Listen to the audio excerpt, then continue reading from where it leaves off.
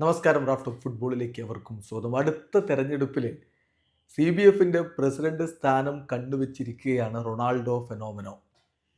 അപ്പോൾ അദ്ദേഹം വിശദമായിട്ട് തൻ്റെ പ്ലാനും പദ്ധതികളും ഒക്കെ വിവരിക്കുന്നുണ്ട് ESPN ബ്രസീലിന് നൽകിയിട്ടുള്ള ഒരു അഭിമുഖത്തിൽ. അപ്പോൾ അവർ ചോദിക്കുന്നുണ്ട് ബ്രസീലിൻ്റെ 2026 വേൾഡ് കപ്പ് സാധ്യതകൾ എങ്ങനെയാണ്. റൊണാൾഡോ നസാരിയോയുടെ മറുപടി അത് വളരെ കോംപ്ലിക്കേറ്റഡ് ആണ്.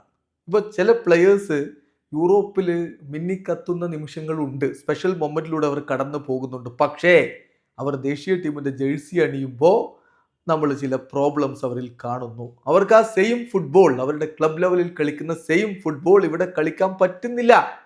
എന്തുകൊണ്ടത് സംഭവിക്കുന്നു എന്നുള്ളത് നമ്മൾ മനസ്സിലാക്കിയേ പറ്റൂ. എൻ്റെ അഭിപ്രായത്തിൽ അതിൻ്റെ പ്രശ്നം പ്രധാനമായിട്ടും ലീഡർഷിപ്പ് പ്രശ്നങ്ങൾ അവിടെ ഉണ്ട് എന്നുള്ളതാണ്.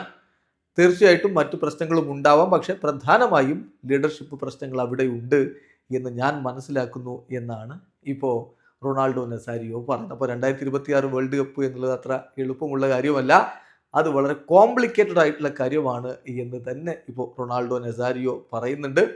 അതോടൊപ്പം തന്നെ അദ്ദേഹം പറയുന്നു ഇങ്ങനെയുള്ള പ്രശ്നങ്ങൾക്കൊക്കെയുള്ള പ്രധാനപ്പെട്ട കാരണം കാര്യങ്ങൾ വേണ്ട വിധത്തിലല്ല CBF മാനേജ് ചെയ്യുന്നത് എന്നുള്ളതാണ്.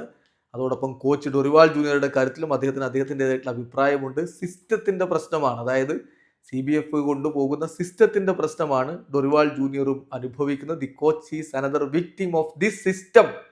എല്ലാ സമയത്തും ടീമിനെ നമ്മൾ ഒരുമിച്ച് കൊണ്ടുപോകുമ്പോൾ അദ്ദേഹത്തിന് വളരെ കുറഞ്ഞ സമയമേ കിട്ടുന്നുള്ളൂ. അത് വളരെയധികം ഒരു കോച്ചിൻ്റെ ജോലി ഡിഫിക്കൽട്ടാക്കി മാറ്റുന്നുണ്ട്. 2-3 ദിവസങ്ങൾ മാത്രം പ്രാക്ടീസ് ചെയ്യുക, എന്നിട്ട് 2 മത്സരങ്ങൾ കളിക്കുക.